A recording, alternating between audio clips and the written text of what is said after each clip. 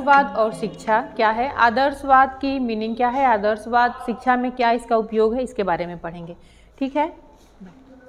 आदर्शवाद idealism है क्या, सबसे पहली बात जानते हैं आइडियलिज्म। आदर्शवाद क्या है? आइडियलिज्म, आइडियलिज्म देखा जाए अगर इसके वर्ड को देखते हैं तो आइडिया प्लस इज्म से बना है। ठीक है, आप लोगों का रिवीजन भी हो रहा है। आइडिया प्लस इज्म, आइडिया मतलब क्या होता है? विचार, विचार आदर्श भी कह सकते हैं, और इज्म मतलब वाद, यानी कि विचारवाद। इसीलिए आदर्शवाद को विचारवाद के नाम से भी जानते हैं। ठीक है। आदर्शवाद की शुरुआत शुरू में 400 कुछ ईसा पूर्व में थेल्स नामक एक दार्शनिक थे। कहाँ के थे? यूनान के। यूनान के दार्शनिक थे थेल्स। इसके थोड़ा सा हिस्ट्री पढ़ते हैं। आदर्शवाद या विचारवाद यानी जिसमें हमें विचारवाद, विचारों को प्रमुख माना गया है।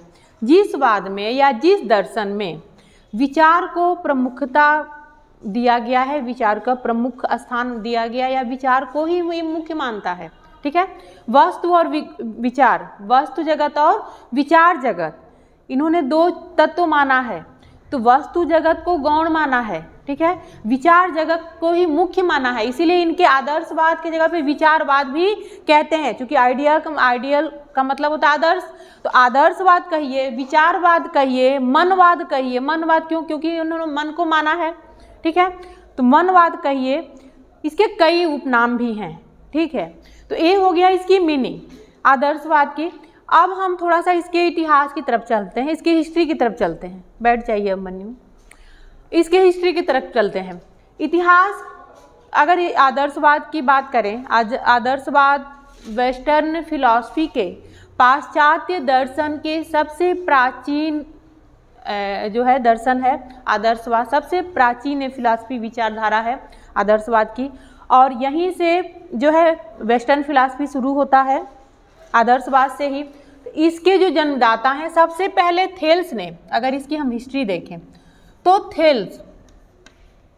थेल्स महोदय ने 400 कुछ ईसा पूर्व, लगभग 5वीं ईसा पूर्व में, ईसा पूर्व की बात कर रहे हैं हम, इन्होंने पूरी ब्रह्मांड के बारे में, एक ब्रह्मांड के बारे में जानकारी दी, एक विचार दिया कि ब्रह्मांड सृष्टि के बारे में। ठीक है, सबसे पहले। उसके बाद से हिप्पोक्रेटस आते हैं, हिप्पोक्रेटस आते हैं जिन्होंने भी अपने जैसे सृष्टि के बारे में अपने विचार रखा। दर्शन के लॉजिक के तौर पे देखा जाए, एक दर्शन के तौर पे देखा जाए, जिन्होंने अपना विचार दिया। ठीक है। उसके बाद से आते हैं सुकरात। सुकरात ने आदर्श, सुकरात क्योंकि क्या थे, इसके बाद सुकरात, हिप्पोक्रेटस भी हैं जिन्होंने इन्हीं के साथ विचार दिया। इसके बाद आते हैं सुकरात। सुकरात यह क्या थे? यूनानी दार्शनिक थे। क्या थे? यूनानी दार्शनिक थे, और इन्होंने सर्वप्रथम आध्यात्मवाद पे विचार दिया था। आध्यात्मवादी विचारक कहा जाता है इन्हें। सुकरात ने आध्यात्मवाद पे अपना विचार प्रस्तुत किया। ठीक है, जो आदर्शवाद से संबंधित है, क्योंकि आदर्शवाद किस पे आधारित है? आध्यात्म पे आधारित है। किस पे? आध्यात्म पे। पूरी तरह आध्यात्मवादी विचारधारा इसे कहा जाता है। ठीक है। सुकरात के बाद, सुकरात भी इनके विचार को देने में कहीं ना कहीं उस महत्वपूर्ण भूमिका निभाते हैं। सुकरात के बाद इनके शिष्य कौन थे? प्लेटो। प्लेटो ने, एक तरह से देखा जाए तो प्लेटो ने आदर्शवादी विचारधारा को पूरी तरह से उसको विकसित किया, उसको लागू किया। ठीक है। इसलिए हम आधुनिक, अगर देखा जाए तो आदर्शवाद के जन्मदाता या जनक हम किसे मानते हैं? प्लेटो को ही मानते हैं जनक। क्यों? क्योंकि इन्होंने विचार दिया अपने, जो है एक आध्यात्मिक विचार दिया था, जिसको पूरी तरह से विकसित करने का कार्य प्लेटो ने किए थे, और इसीलिए प्लेटो को ही इसके जन्मदाता मानते हैं। ठीक है, आदर्शवाद के। तो अगर पूछता आदर्शवाद के जनक कौन थे, तो किसको हम मानते हैं? प्लेटो को। ठीक है। अब प्लेटो ने आदर्शवाद के, यहाँ पे तो ये तो होगा कड़ी, प्लेटो के अलावा अन्य भी बहुत से दार्शनिक हैं, जैसे हीगल हैं, जैसे और कौन है, डेकार्ट हैं, हाँ, जैसे अन्य भी लोगों ने इसमें अपना योगदान दिया। हाँ, और डेकार्ट हैं, हीगल हैं, हाँ, कांट हैं और फिक्टे हैं, ठीक है। हाँ, अनेक दार्शनिकों ने इनको आदर्शवाद का विचार अपना जो है इसके पक्ष रखा, उन्होंने अपने अपने विचार दिए। हाँ, इसमें थोड़ी सी सबके विचार में थोड़ा बहुत अंतर हो सकता है, लेकिन एक कड़ी जो सबने पकड़ के रखा क्या है, आध्यात्मिक विचारधारा। आदर्शवाद को आध्यात्मिक विचारधारा से जो जोड़ के रखा, इसलिए इसे कहा जाता है विभिन्नता के एकता का सिद्धांत। इसके जब सिद्धांत हम पढ़ेंगे तो विभिन्नता के एकता यानी कि विभिन्न लोगों ने अपने अपने थॉट दिए हैं, लेकिन सबकी एक विचार सबके अंतर्गत आता है, सब में मिलता है, और वो क्या है, अध्यात्मवाद, ठीक है। आध्यात्मिक विचारधारा इनका सब में, सारे लोगों में ये थॉट मिलके आता है। तो इस तरह से प्लेटो की अगर विचारधारा देखें, प्लेटो ने जो अपना एक प्लेटो का, इनकी एक बुक आती है बहुत फेमस है, द रिपब्लिक, द रिपब्लिक आता है, प्लेटो की पुस्तक है, और इन्होंने आदर्शवाद के बारे में इसमें बहुत सारी बातें अपना उल्लेख किया है। तो यह बहुत प्रसिद्ध पुस्तक है इनकी। तो प्लेटो ने जो आदर्शवाद के डिफिनेशन दिया था, जो इन्होंने इनकी थॉट थी इसके बारे में कि आदर्शवाद क्या है, आदर्शवाद दर्शन के विचार दिया था।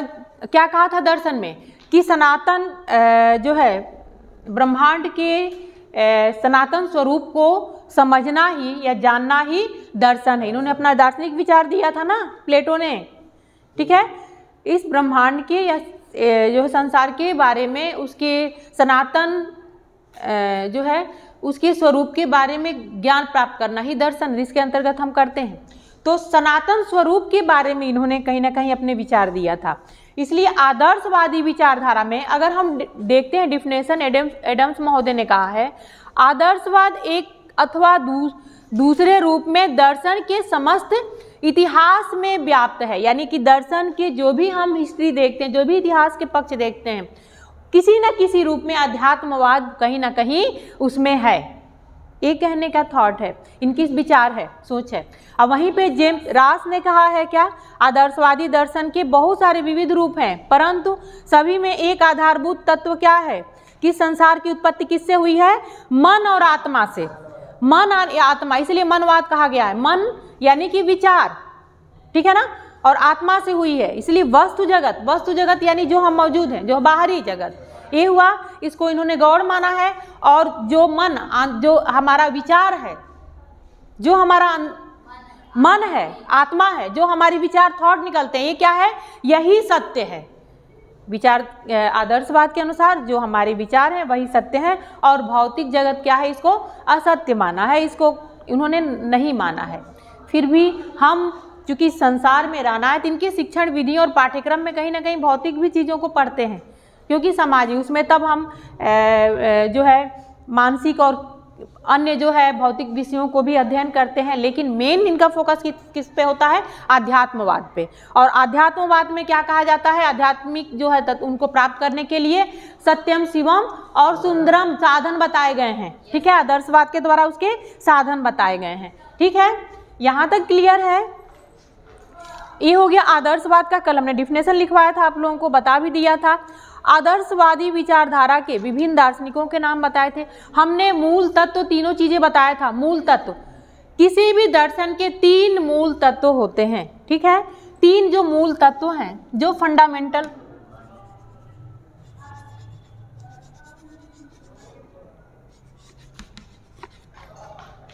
क्या हो गए, फंडामेंटल आइडियली,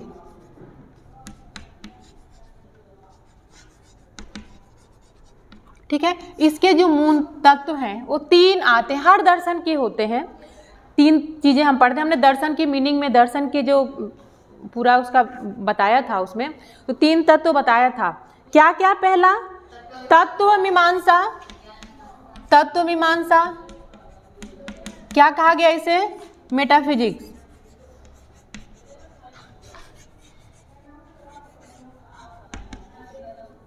मेटाफिजिक्स। दूसरा क्या है? ज्ञान मीमांसा।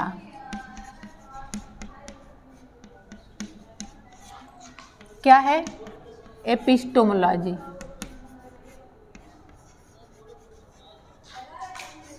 लॉजी, ठीक। और तीसरा क्या होता है? मूल्य मीमांसा।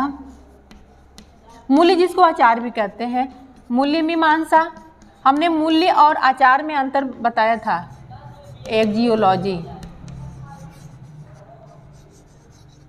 ठीक है। 3 चीज, इनके भी तीनों दर्शन क्या क्या कहते हैं अब थोड़ा सा समझ आ जाए। तत्व मीमांसा, चूंकि तत्व मीमांसा में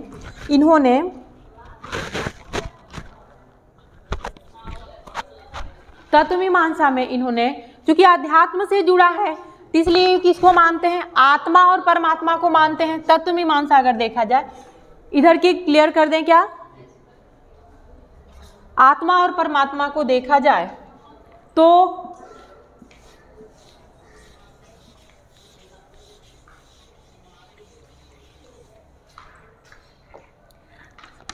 तत्व में देखा जाए तो क्या मानते हैं? आत्मा,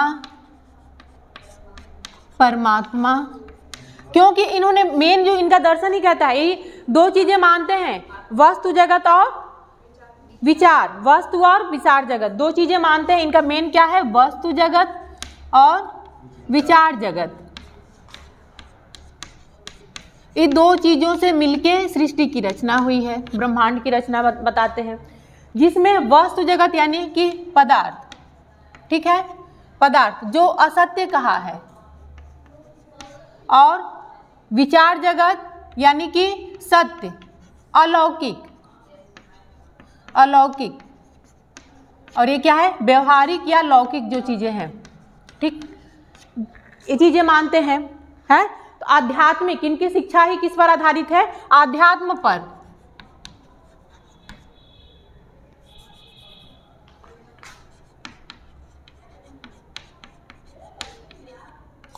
पूर्ण रूप से आध्यात्मिक है। जैसे आपने शिक्षा एजुकेशन जो प्रणाली आप पढ़ रहे हैं, कोर्स 104 का, वैदिक शिक्षा पढ़ रहे हैं ना।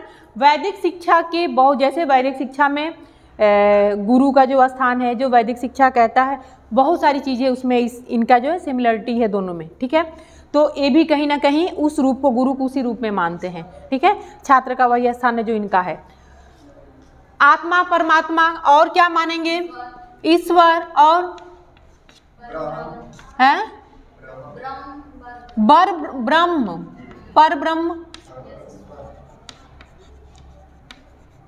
ये सारे इनके तत्व हैं। तत्व, जो तत्व को ही मानते हैं, और उन्हीं का जो है विचार जगत को कहीं ना कहीं ये सत्य मानते हैं, ठीक है। ये तो हो गया तत्व। अब इन्होंने ज्ञान की बात कही है। ज्ञान हमने तीन चीज बताया था। तत्व मीमांसा की बात की तो तत्व मतलब आधार, तत्व मतलब आधार जो हमें बेस देता है कि हमें क्या ज्ञान प्राप्त करना है ना, एक बेस देता है। किसके लिए? ज्ञान के लिए। किसके लिए? ज्ञान के लिए, एपिस्टेमोलॉजी के लिए। जो हमें मेटाफिजिक्स जो हम जिसके बारे में जानते हैं उसको हम, वो आधार है, बेस है ज्ञान के लिए।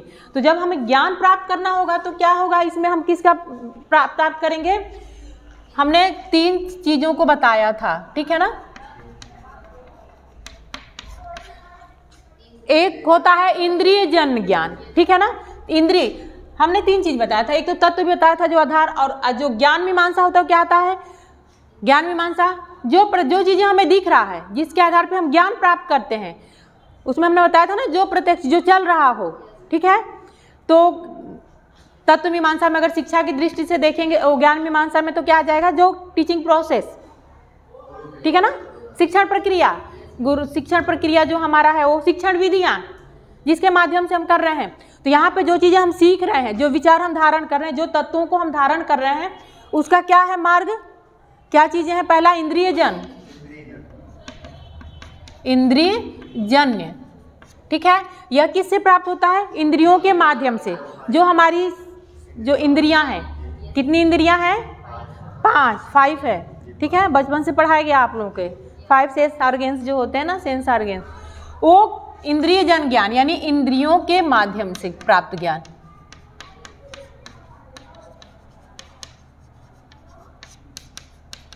प्राप्त ज्ञान। दूसरा क्या हो गया? सम्मति जन ज्ञान, ठीक है ना। सम्मति जन्य।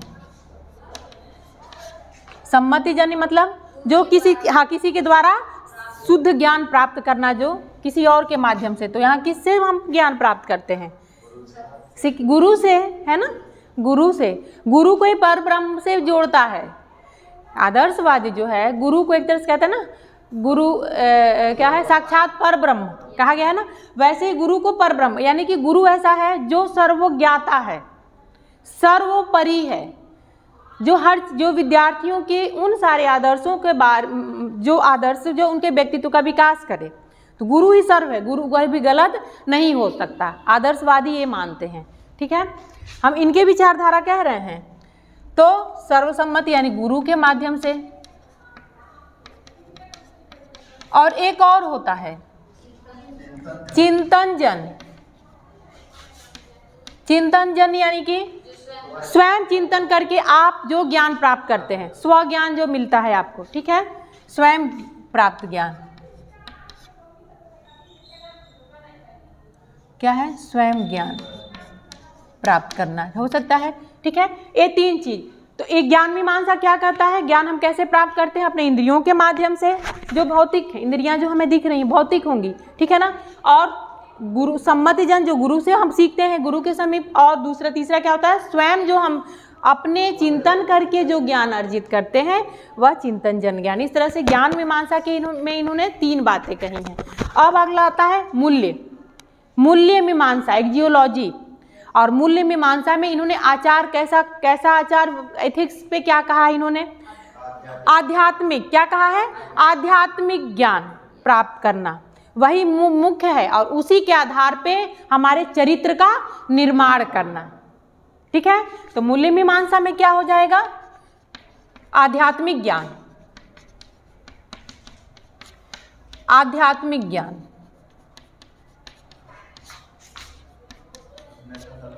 ठीक है।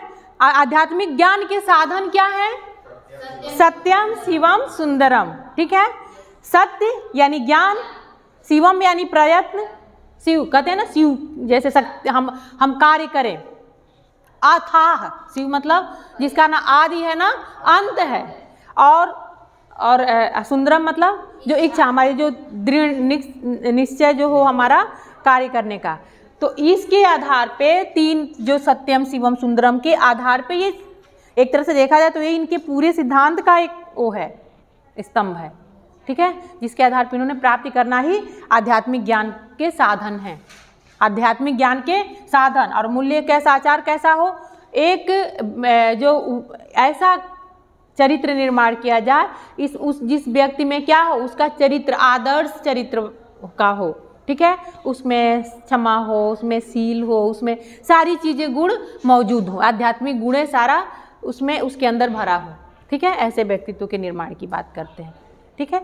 आचरण ऐसा। यहाँ तक हो गया है, इन्होंने इनके दर्शन के जो 3 तत्व हो गए वो हो गए। अब इनके आधार पे इन्होंने सिद्धांत क्या, अब आदर्शवादी सिद्धांत कौन कौन से देते हैं? इनके आधार पे अगर हम सिद्धांत की बात करते हैं, क्या सिद्धांत कल हमने बताया भी था। सबसे पहली बात, हाँ इसी पे छोड़े थे, ठीक हमको याद आ गया। जो इसके सिद्धांत हैं, जो दर्शन जहाँ तक हमने पढ़ा है, इनके आधार पे अगर सिद्धांत की बात करते हैं तो क्या है? आध्यात्मिक ज्ञान, मुख्य ज्ञान आध्यात्मिक ज्ञान में विश्वास करता है।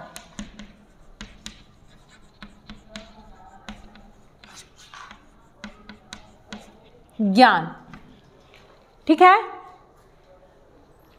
इन्होंने पदार्थ जो है उसको गौण माना है और विचार को ही प्रमुख माना है, ठीक है। विचार जगत ही मुख्य माना है। तो विचार जगत विचार को प्रमुख स्थान, एक तरह से कह सकते हैं, विचार को प्रमुख माना है। विचारवादी दर्शन, इसको कह सकते हैं विचारवादी दर्शन। मनवाद, ये मन को ही प्रमुख माना, आत्मा को ही प्रमुख माना है, तो मनवादी दर्शन कह सकते हैं। इन्होंने आध्यात्मिक मूल्यों को आदर्श की अपेक्षा विचार को प्रमुख मानते हैं। आदर्श की अपेक्षा ये विचार को प्रमुख मानते हैं, तो विचार को प्रमुख माना है। आध्यात्मिक ज्ञान एवं मूल्यों के विकास की बात करते हैं। मूल्यों के विकास की बात करते हैं। ऐसे ही इनकी एक चीज है आत्मानुभूति। आत्मानुभूति, और आत्मानुभूति का मतलब क्या होता है? आत्मानुभूति का विकसित, आत्मानुभूति मतलब क्या होता है? स्वयं के बारे में जानना। दो शब्द इनके दर्शन में आते हैं, आत्मानुभूति, आत्मानुभूति, और दूसरा आत्माभिव्यक्ति।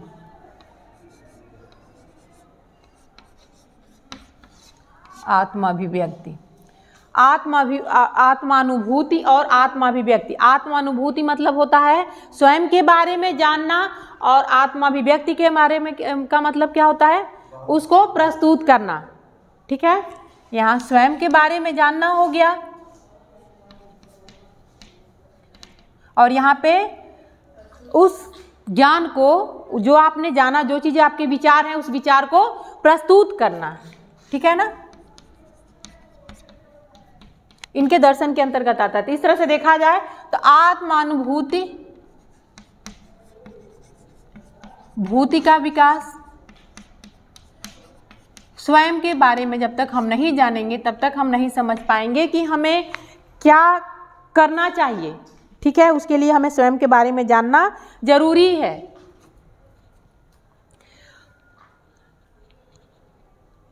शरीर की अपेक्षा मन की बात करते हैं, हमने कहा ना भौतिक की अपेक्षा ये विचार की बात करते हैं, आत्मा की बात करते हैं। तो शरीर की अपेक्षा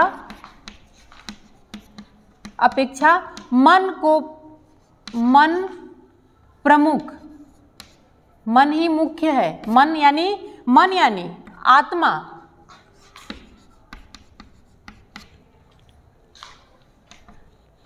मन यानी आत्मा। आत्मा जो है, जो जीव है, ये तो बाहरी शरीर हमारा भौतिक है, और जो जीव है, जो आत्मा है, वही मुख्य है। विचार ही मुख्य है। आदर्शवादियों का ये विचार है, विचारधारा है।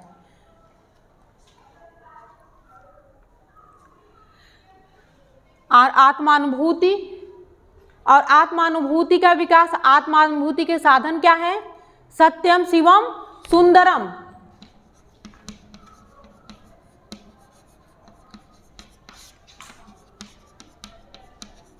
साधन क्या है? सत्यम, शिवम और सुंदरम।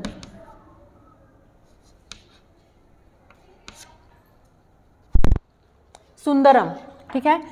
जल्दी जल्दी मैं लिख रही हूँ, राइटिंग थोड़ा सा ऊपर नीचे हो रहा है। क्या और क्लियर हो सकता है ना, जहाँ समझ में आएगा वहाँ पूछिएगा आप लोग, ठीक है। आत्मानुभूति। दूसरा चीज़, एक चीज़ और एक आते हैं नियामक और सामाजिक विषय। नियामक विषय जो हमें हमारे नियमों के बारे में बताए, जो हमारे जो स्व का विकास करे, हमारे जो स्वयं आत्मानुभूति को जो विकसित करे, ठीक है। तो नियामक विषय में क्या कहते हैं? ये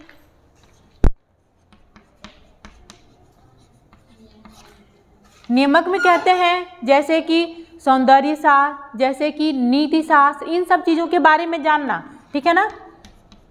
नीति शास्त्र,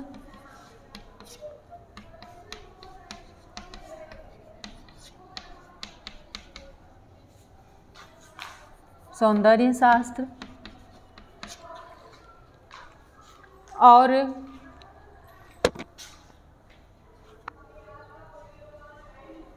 तर्कशास्त्र। तर्कशास्त्र नोट कर लीजिएगा, तर्कशास्त्र।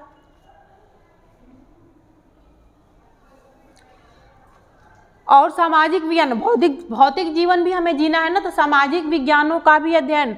सामाजिक विज्ञान में कहते हैं समाजशास्त्र, भाषा, इतिहास, अर्थशास्त्र, ये सारे समाज में रहने के लिए, ठीक है। विज्ञान, मनोविज्ञान, है ना, समाज में रहने के लिए मनोविज्ञान भी जानना जरूरी है। यानी जो विषय हैं, जो भौतिक विषय हैं उनकी बात करते हैं, ठीक है।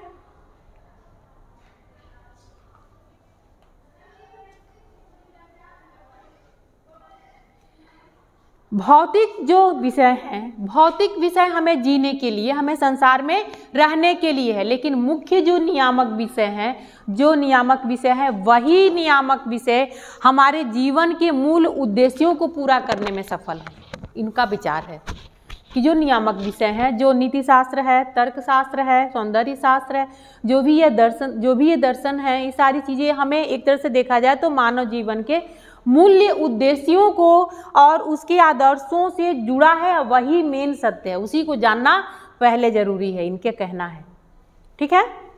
संसार में रहना है तो संसारिक चीज़ों को जानना है, लेकिन मुख्य उद्देश्य हमारा क्या है, इन नियामक जो विषय है उनके बारे में ज्ञान प्राप्त करना, ठीक है। एक लाइन में लिख लीजिएगा नीचे, स्पेस नीचे हम लिख नहीं रहे हैं। नियामक विज्ञान के विषयों का, नियामक विज्ञान के विषयों का, नियामक विज्ञान के विषयों का संबंध, नियामक विज्ञान के विषयों का संबंध मानव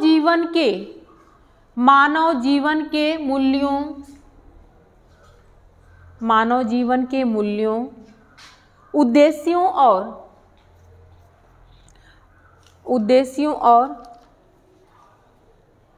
आदर्शों पर होता है।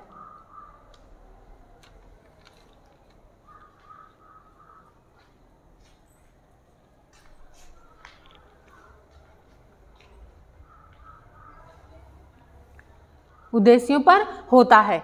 अब यहाँ तक इनके सिद्धांत हो गए। अब हम आगे बढ़ें, आदर्शवादी शिक्षा की तरफ बढ़ते हैं, ठीक है। यहाँ से आदर्शवादी शिक्षा की तरफ